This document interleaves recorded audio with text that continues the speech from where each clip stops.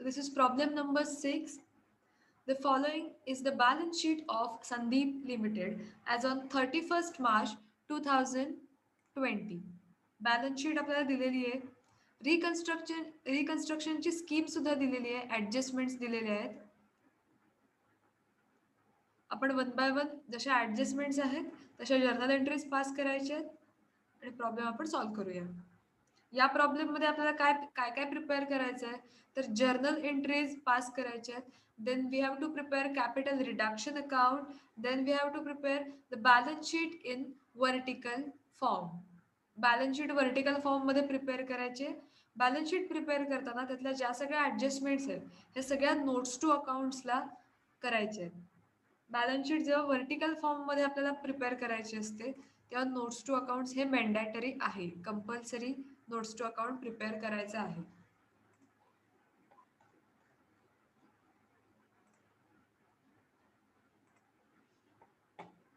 See, the following scheme of capital reduction was sanctioned by the court and agreed by the shareholders.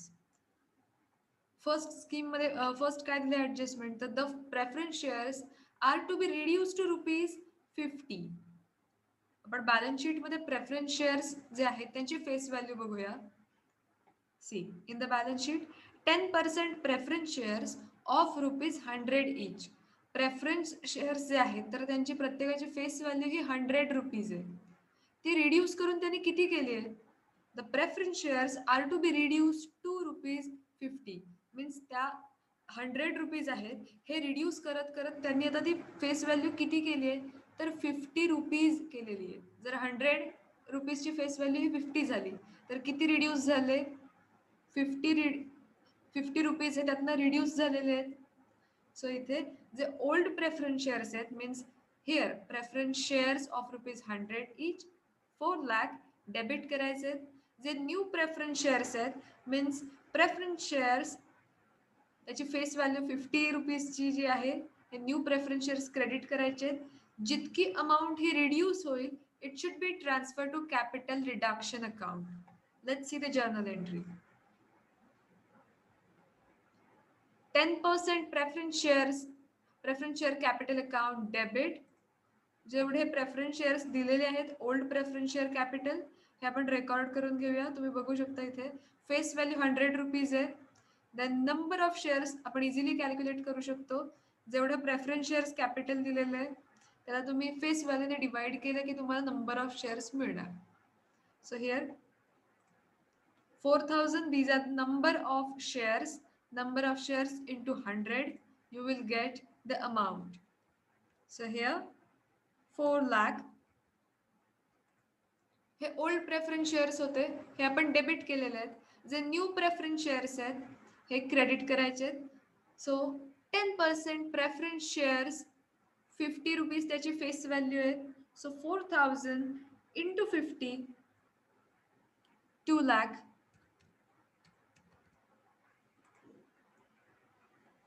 Then जितकं reduction झालेलं आहे capital reduction आता number of shares will be the same. Number of shares मध्ये काहीच change होत नाहीये. So 4000 these are the number of shares. Then किती amount reduce झालेली आहे. ₹100चे शेअर ₹100ची फेस व्हॅल्यू होती. जे न्यू शेअर्स आहेत हे ₹50चे आहेत मीन्स ₹50 रिड्यूस झालेत. सो हिअर 4000 into 50 जेवढी अमाऊंट रिड्यूस झाली it should be transfer to capital reduction account.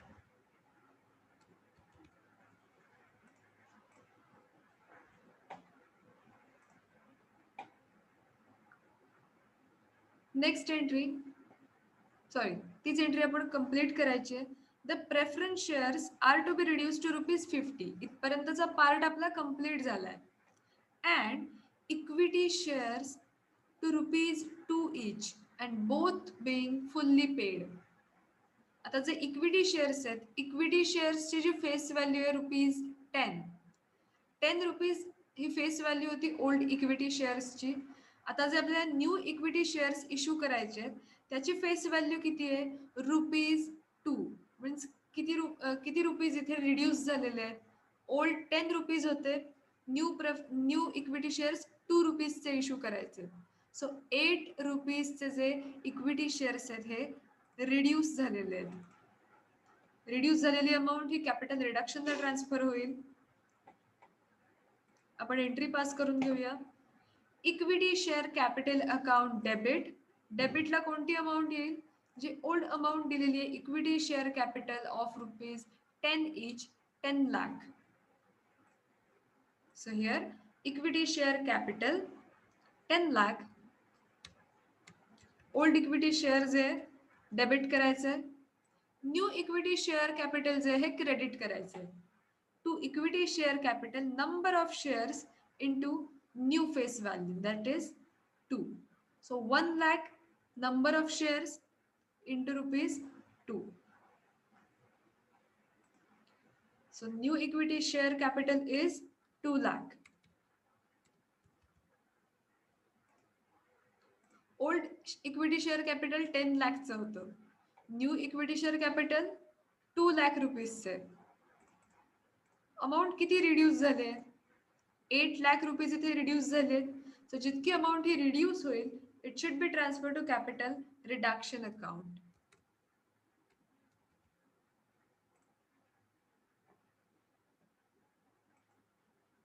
इथे आपली फर्स्ट ऍडजस्टमेंट जी आहे ही कंप्लीट झाली आहे. प्रेफरन्स शेअर्स रिड्यूस करून 50 रुपीजचे केलेत.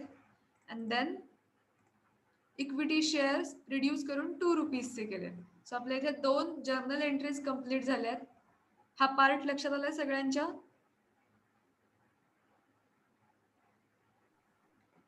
Yes, ma'am. Yes, ma'am. Okay. आता ऑलमोस्ट आपण जितके प्रॉब्लेम्स सॉल्व्ह केलेले आहेत त्यामध्ये या प्रकारचे ऍडजस्टमेंट बरेचदा येऊन गेले. फक्त तुम्हाला लक्षात काय ठेवायचं, रिड्यूस टू केव्हा दिलेलं आहे आणि रिड्यूस बाय केव्हा दिलेलं आहे. Okay. Reduce two means amount reduce करून 50 रुपीज करायची. 50 रुपीज ही अमाऊंट ही फायनल बॅलन्स शीटला जाईल. इक्विटी शेअरच्या बाबतीत ओल्ड फेस व्हॅल्यू 10 रुपीज आहे, रिड्यूस टू ₹2 मीन्स काय, तर 10 रुपीजची जी फेस व्हॅल्यू होती ही रिड्यूस करून 2 रुपीज केली.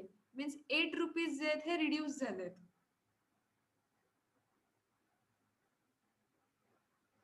Okay, let's see the next adjustment of the preference dividend in arrears 3/4 to be waived and remaining to be paid in cash. See, आता preference dividend आपण बघूया. Problem ची जी balance sheet दिलेली आहे, balance शीटच्या नंतर एक सेंटेन्स दिलं इथे, the preference dividend is in arrear for 4 years. Preference dividend हा नेहमी प्रेफरन्स शेअर्स वर दिला जातो आणि हा जो प्रेफरन्स डिव्हिडंड आहे हा आधीच्या 4 इयर्सचा 4 इयर्सचा एरियर्स मध्ये म्हणजे काय, तर डिव्हिडंडची जी अमाऊंट आहे ही अमाऊंट शेअर होल्डर्सना दिलेली नाहीये. It is still in arrears.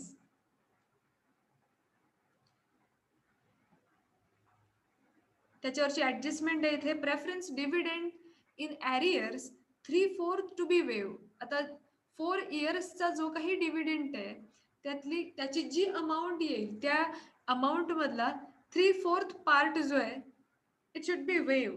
Sacrifice केलाय, वेव केलाय, फर्गो केलाय मीन्स तो जो पार्ट आहे हा कॅपिटल रिडक्शनला आपला जाईल. And remaining to be paid in cash. आणि जो जेवढा पार्ट आता रिमेनिंग राहिलेला आहे त्या एरियर्स मधला तो आपल्याला पेमेंट करायचा आहे. आपण वर्किंग नोट बघूया.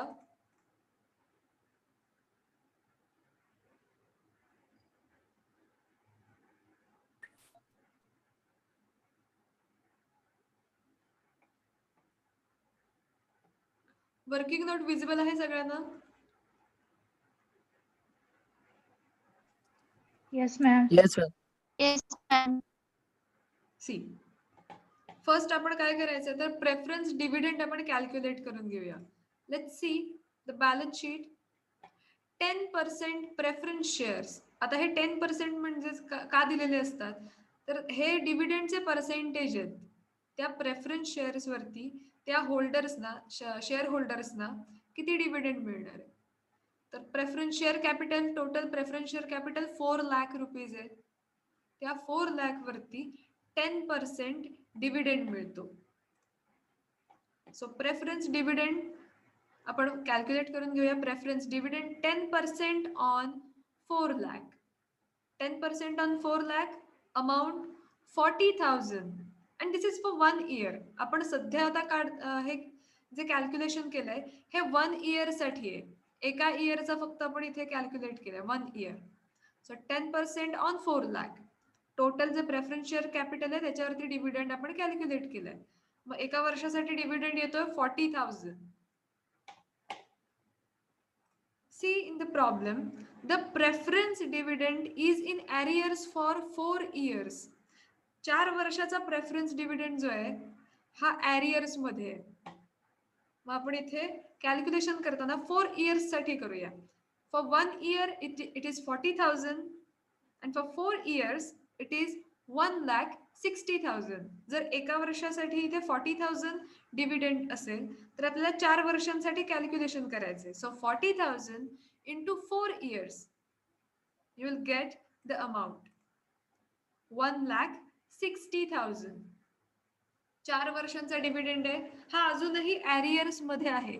हा शेअर होल्डर्सना रिसीव्ह झालेला नाहीये. आता हे जे 1,60,000 आहेत या अमाउंट वरची 3/4 जी अमाउंट आहे ऍडजस्टमेंट मध्ये बघा, the preference dividend in arrears 3/4 to be waived. त्यातला 3/4 जो पार्ट आहे हा वेव करायचा आहे. 3/4 on 1,60,000 you will get the amount 1,20,000. 3/4 amount जी आहे 1,60,000 मधली ती अमाउंट ही वेव करायची. वेव करायचे म्हणजेच काय तर फर्गो करून टाकायचे, सॅक्रिफाईस करायचे. ती अमाउंट तेवढी रिड्यूस होणार आहे. शेअर होल्डर्सने तेवढा त्यांचा पार्ट हा सॅक्रिफाईस केलाय. 3/4 ऑन 1,60,000. Answer is 1,20,000. आता 1,20,000 त्यांनी रिड्यूस करून टाकले, सॅक्रिफाईस केले. मग उरले किती? 1,60,000 minus 1,20,000. Answer is 40,000. मग उरला किती पार्ट?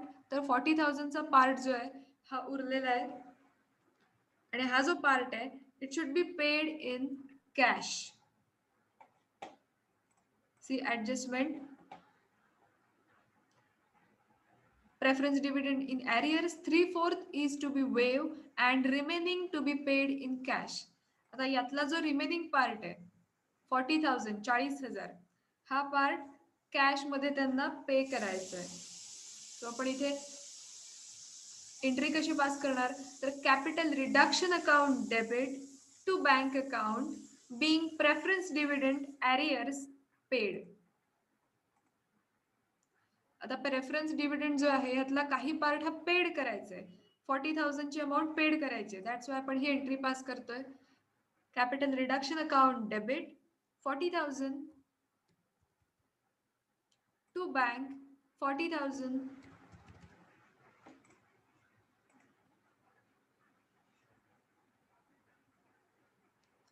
वर्किंग नोट लक्षात आले सगळ्यांच्या? Yes, ma'am.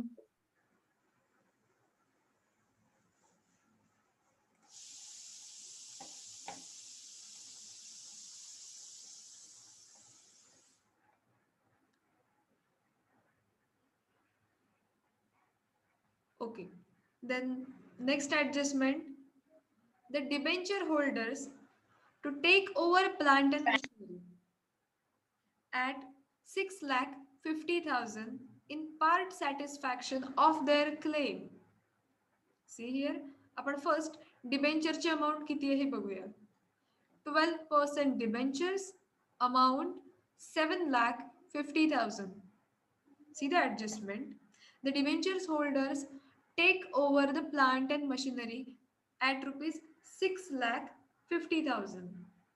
डिबेंचर होल्डरने काय केलंय तर plant and machinery take over केले 6,50,000 ला. आपण आधी प्लांट अँड मशिनरीची अमाउंट बघूया किती येते. See in the balance sheet asset plant and machinery amount 6 lakh. लक्षात ठेवा इथे प्लांट अँड मशिनरीची अमाऊंट इथे 6 लाख दिलेली आहे. टेक ओव्हर करताना त्यांनी किती म्हटलं इथे, debenture holder take over plant and machinery at ₹6,50,000. In part satisfaction of their claim, the remaining claim should be converted into 40% debentures. Total debenture होते आपले 7,50,000 चे. त्या डिबेंचर होल्डरने काय केलं तर plant and machinery take over केली. 6,50,000 अमाऊंट त्यांनी दिली होती, बट ऍक्च्युअल प्लांट अँड मशिनरीची अमाऊंट किती आहे तर 6 लाख. मग आता या प्लांट अँड मशिनरी 6 लाखची आहे, मग जे 50,000 उरलेत मीन्स इथे plant and machinery take over करताना 6,50,000 त्यांनी अमाऊंट इथे दिलेली आहे, पण ऍक्च्युअल अमाऊंट किती आहे प्लांट अँड मशिनरीची 6 लाख. मग हे जे रिमेनिंग 50,000 आहेत हे 50,000 कॅपिटल रिडक्शनला ट्रान्सफर करून दिले जातील. आणि या 7 लाख मधली जेवढी अमाऊंट उरलेली असेल त्या 7 लाख मधल्या उरलेल्या अमाऊंटला कन्वर्ट करायचं. The remaining claim should be converted into 14% debentures. जी अमाऊंट उरेल तिला 14% डिबेंचर्स मध्ये कन्वर्ट करायचे. ओल्ड डिबेंचर्स 12% चे होते, न्यू डिबेंचर्स 14% चे. आपण एंट्री पास करूया. आता इथे एंट्री कशी होईल तर 12% डिबेंचर अकाउंट डेबिट. जितके ओल्ड डिबेंचर्स आहेत हे आपल्याला डेबिट करायचे. जेव्हा ओल्ड डिबेंचर्स हे न्यू डिबेंचर्स मध्ये कन्वर्ट केले जातील प्रत्येक वेळेला ओल्ड डिबेंचर हे डेबिट होतील. So 12% debenture account debit 7,50,000 old डिबेंचरची अमाऊंट जी आहे ही आपण डेबिट करणार आहोत. Then 12% debenture account debit. आता त्यांनी काय केलंय तर डिबेंचर होल्डर्सनी plant and machinery take over केली, पण त्या प्लांट अँड मशिनरीची ऍक्च्युअल अमाऊंट किती आहे book value plant and machinery 6 lakh. So इथे आपण जर्नल एंट्री मध्ये घेताना प्लांट अँड मशिनरी 6 लाख रुपीजचे घेणार आहोत बिकॉज ऍक्च्युअल त्यांची व्हॅल्यू किती आहे 6 लाख. आता बघा ऍडजस्टमेंट मध्ये देताना त्यांनी काय म्हटलंय तर debenture holders take over plant and machinery 6,50,000 आणि आपण एंट्री केले त्यामध्ये 6 लाख ओनली रेकॉर्ड केलेली आहे बिकॉज त्यांची व्हॅल्यू 6 लाख आहे.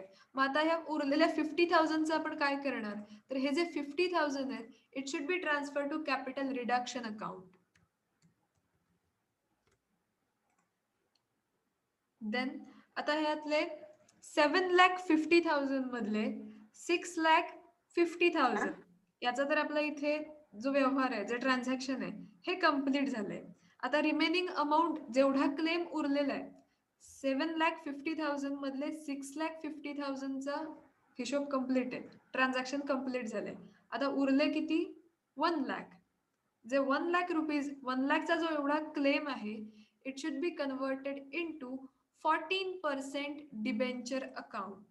जितकी अमाऊंट उरली आहे जितका क्लेम उरलाय त्याचं कन्व्हर्जन करायचंय 14% डिबेंचर अकाउंट मध्ये. That's why to 14% debenture account 1 lakh. 7,50,000 इथे युटिलायझेशन दाखवलंय बघा. ओल्ड डिबेंचर जे आहेत 12% डिबेंचर 7,50,000 अमाऊंट होती. डिबेंचर होल्डर्सनी plant and machinery take over केली. Plant and machinery take over करताना 6,50,000 त्यांनी अमाऊंट तिथे अज्युम केली होती, but actual plant and machinery 6 lakh रुपीजची आहे. So plant and machinery 6 lakh, उरलेले जे 50,000 रुपीज आहेत it should be transfer to capital reduction account. Then जितका क्लेम उरलेला आहे तर 7,50,000 मधले 6,50,000 तर इथे कम्प्लीट झाले. मग आता उरलेला जितका क्लेम आहे 1 लाख रुपीजचा it should be converted into 40% debenture account. बघा इथे ऍडजस्टमेंट मध्ये दिलंय the remaining claim should be converted into 14% debentures. So आपण जो क्लेम आहे हा डिबेंचर मध्ये कन्वर्ट केलेला आहे. बीइंग डिबेंचर्स सेटल्ड, जेवढी अमाऊंट दिली होती ती आपण सगळी सेटल केलेली आहे. ऍडजस्टमेंट लक्षात आले सगळ्यांच्या. Yes, ma'am. Yes, ma'am.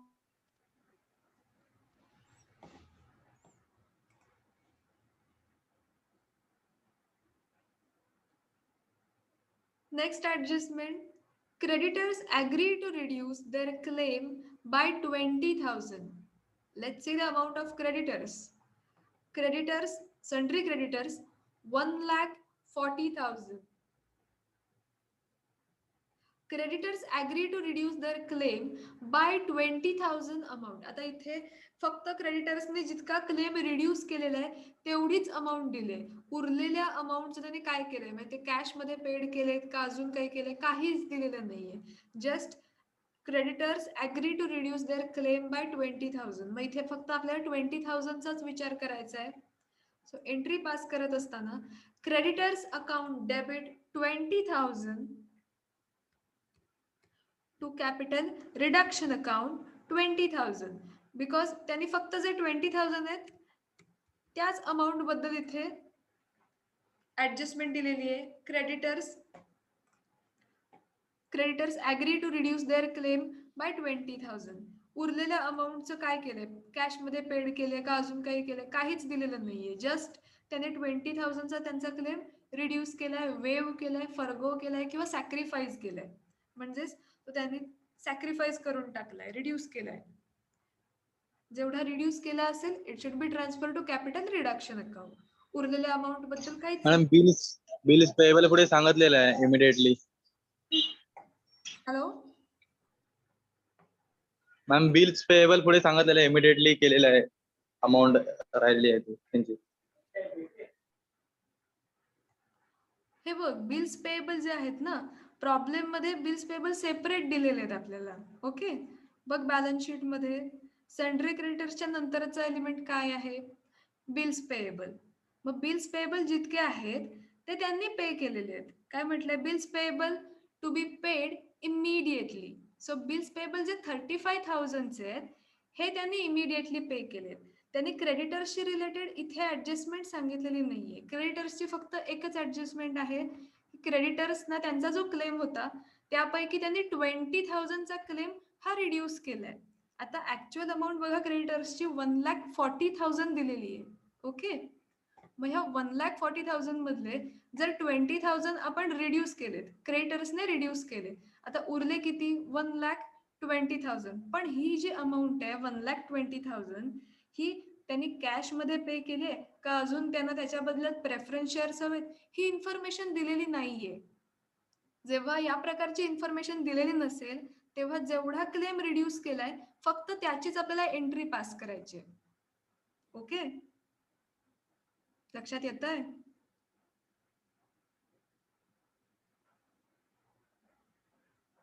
Hello अरे आवाज येतोय का Yes, माझा? ma'am. हा समजलं. Yes. ओके सो आता इथे काय दिलंय creditors agree to reduce their claim by ₹20,000. So इथे आपण त्यांचा जेवढा क्लेम आहे तो आपण रिड्यूस करतोय. Creditors account debit 20,000 to capital reduction 20,000. Next adjustment नाही त्याच पुढे बिल्स पेएबलची ऍडजस्टमेंट दिलेली आहे. Bills payable to be paid immediately.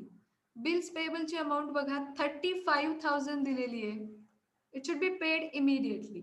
आता ही पे केली आहे so bills payable account debit to bank account entry होईल. इथे कोणतीही अमाऊंट रिडक्शनला जाणार नाही बिकॉज इथे बिल्स पेएबल जेवढे होते हे पे केलेले आहेत. So bills payable account debit 35,000 to bank account 35,000.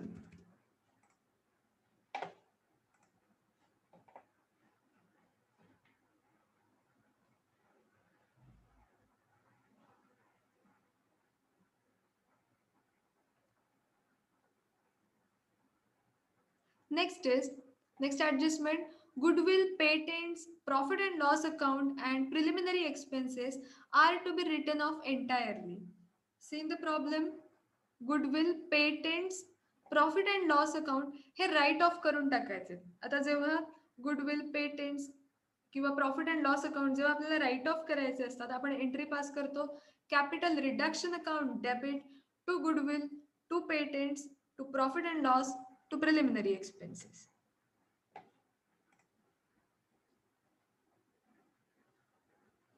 Where is the entry? Yes, here.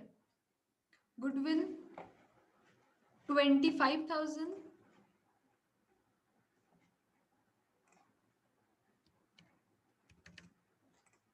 Then patents 15,000.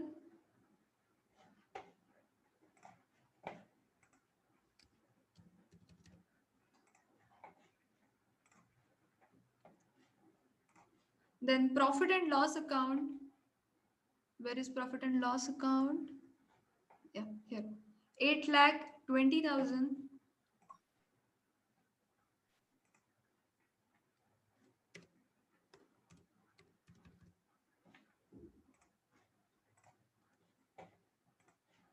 Next,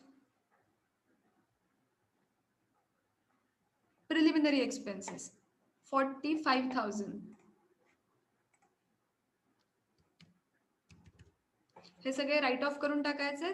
so capital reduction account debit to goodwill to patents to profit and loss account to preliminary expenses. जे काही right of करायचं हे आपण क्रेडिटला घेणार आहोत. त्यांची जी total आहे ही capital रिडक्शनला इथे रेकॉर्ड करायची. So 25,000 plus 15,000 plus 8,20,000 plus 45,000 total करा किती येते बघा.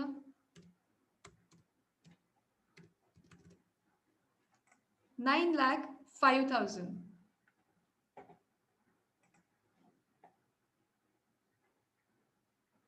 सो इथे आपल्या 5 ऍडजस्टमेंट ज्या आहेत या प्रॉब्लेमच्या ह्या इथे कंप्लीट झाल्यात. ऍडजस्टमेंट लक्षात आल्यात सगळ्यांच्या? Yes.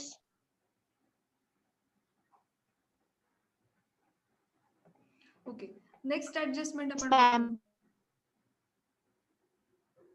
ओके, आता जेवढ्या आपल्या ऍडजस्टमेंट झाल्यात त्यामध्ये कोणाला काही डाऊट्स असतील तर आपण क्लिअर करूया. कोणाला काही डाऊट्स आहेत?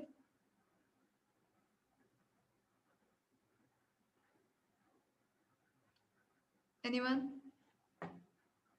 No, ma'am. ओके, सो आपण नेक्स्ट ऍडजस्टमेंट बघूया. The following assets are to be revalued as under. Asset जे आहेत त्यांची रिव्हॅल्यूड अमाऊंट इथे दिली आहे. जेव्हा assets are to be revalued as under अशा प्रकारची ऍडजस्टमेंट असेल म्हणजेच काय आहे तर इथे ज्या ऍसेटच्या व्हॅल्यूज दिल्यात furniture 25,000, stock in trade 68,000, land and building 5,80,000 ह्या अमाऊंट बॅलन्स शीटला आपल्याला रेकॉर्ड करायचे आहेत. मीन्स फर्निचरची अमाऊंट बॅलन्स शीटला 25,000 आपल्याला रेकॉर्ड करायचे. जरी आता या बॅलन्स शीटमध्ये फर्निचरची अमाऊंट 35,000 असली तरी सुद्धा बॅलन्स शीट मध्ये रेकॉर्ड करताना 25,000 रेकॉर्ड करायचे बिकॉज रिव्हॅल्युएशन झालंय त्यांचं. The following assets are to be revalued as under. So furniture 25,000, stock in trade 68,000. बघूया स्टॉकची व्हॅल्यू किती होती. Stock in trade 80,000, amount reduce झाली आहे आणि बॅलन्स शीटला अमाऊंट जाणार आहे 68,000. देन लँड अँड बिल्डिंगची ऍक्च्युअल व्हॅल्यू होती 6,50,000. लँड अँड बिल्डिंग किती झाली आहे 5,80,000, अमाऊंट रिड्यूस झाली आहे. Then sundry debtors 90,000 old value होती, न्यू व्हॅल्यू 80,000. मीन्स इथे सगळ्या ज्या ऍसेट आहेत यांच्या अमाऊंट ह्या रिड्यूस झालेल्या आहेत. सो आपण इथे एंट्री करताना कसं करणार तर capital reduction account debit to furniture to stock in trade to land and building to sundry debtors. Entry तर लक्षात आली. आता अमाऊंट आपण कशा रेकॉर्ड करणार. सी, फर्निचरची व्हॅल्यू बॅलन्स शीटला 25,000 रेकॉर्ड करायची. त्यामुळे आता फर्निचरची ऍक्च्युअल व्हॅल्यू होती 35,000. त्या 35,000 मधून 25,000 लेस करायचे आणि जितकी अमाऊंट रिड्यूस झालेली आहे ती रिड्यूस झालेली अमाऊंट आपल्याला लिहायची इथे रेकॉर्ड करायचे. थोडक्यात 35,000 minus 25,000, answer is 10,000. ऍसेटचं रिव्हॅल्युएशन झालंय म्हणजे काय, तर आता इथे आपण बघितलं तर आपल्याला एंड रिझल्ट काय दिसतोय, सगळ्या ऍसेट ज्या आहेत या रिड्यूस झाल्यात. मग जितकी अमाऊंट रिड्यूस झाली it should be transfer to capital reduction account. That's why जितकी अमाऊंट रिड्यूस होईल ती आपल्याला जर्नल एंट्रीमध्ये रेकॉर्ड करायची. स्टॉक इन ट्रेड बघा, स्टॉक इन ट्रेड 80,000चा होता, रिव्हॅल्युएशनची अमाऊंट 68,000 आहे.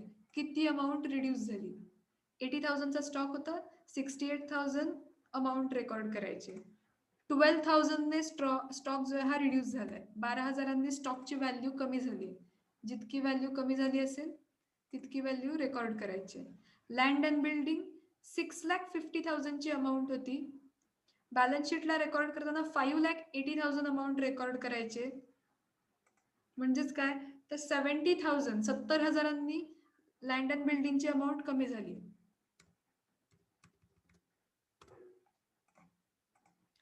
डेटर्स 90,000चे होते, बॅलन्स शीटला रेकॉर्ड करताना 80,000चे रेकॉर्ड करायचे. मीन्स 10,000 डेटर्स मध्ये 10,000चं रिडक्शन झालंय, 10,000ची अमाऊंट ही रिड्यूस झाली आहे. रिड्यूस झालेली अमाऊंट रेकॉर्ड करायची. आणि या सगळ्यांची टोटल जी आहे ही कॅपिटल रिडक्शनला जाईल. So 10,000 plus 12,000 plus 70,000 plus 10,000 total amount 1,02,000. Yes, correct. 1,02,000.